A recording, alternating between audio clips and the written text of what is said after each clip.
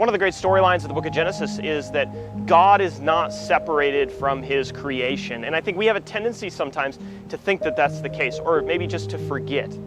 The Bible reveals that God is actually very intimately involved in the creation. So Genesis 9, he talks about the provision that's provided through the animals for Noah. And we know that in Matthew chapter 6 and other places, God talks about how he is going to make sure that we have what we need. And part of the way that he does that is through all of this. God also communicates his covenants through the creation. The rainbow that was put in the sky at the end of Genesis 9 is a communication that God is never going to flood the earth to destruction again. And what's also astounding is that God knows even the finest of details about the world that he's created. He didn't just create it and forget about it, but the Bible reveals that he knows even when the sparrows fall to the ground, one of the smallest and most insignificant of animals. There are all kinds of hermit crabs and all other kinds of things crawling around my feet right now. And if you go out into the ocean and you dip your head under the water, you can see just tons of fish. And it's an incredible thought to think that God knows every single one of them, where they are at any given time and what's happening to them.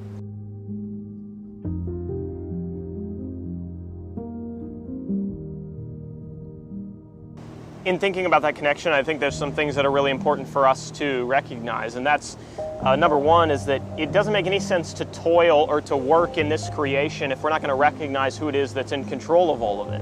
It's God who sends the rain for the farmers on the fields. It's God who puts the fish into the fisherman's net. And it's God who controls the winds and the waves and the currents in the ocean that help the sailors get to where they're going.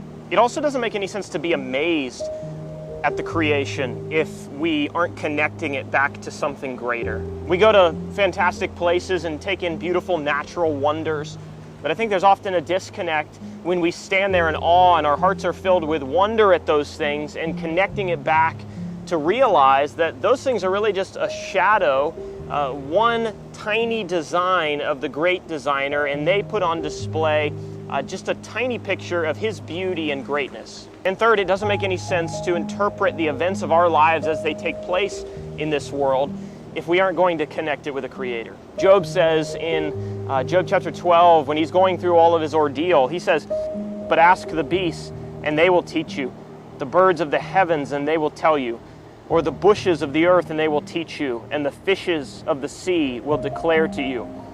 Who among all of these does not know that the hand of the Lord has done this? In his hand is the life of every living thing and the breath of all mankind."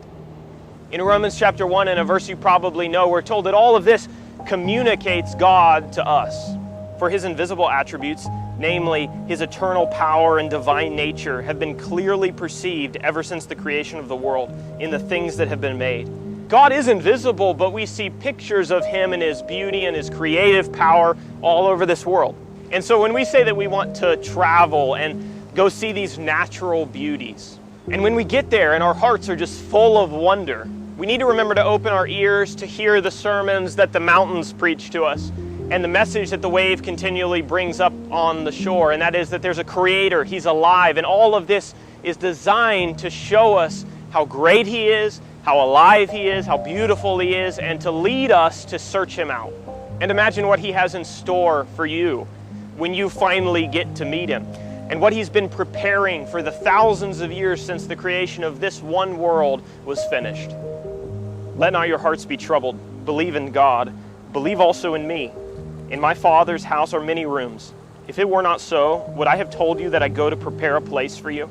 And if I go and prepare a place for you, I will come again and will take you to myself, that where I am, you may be also.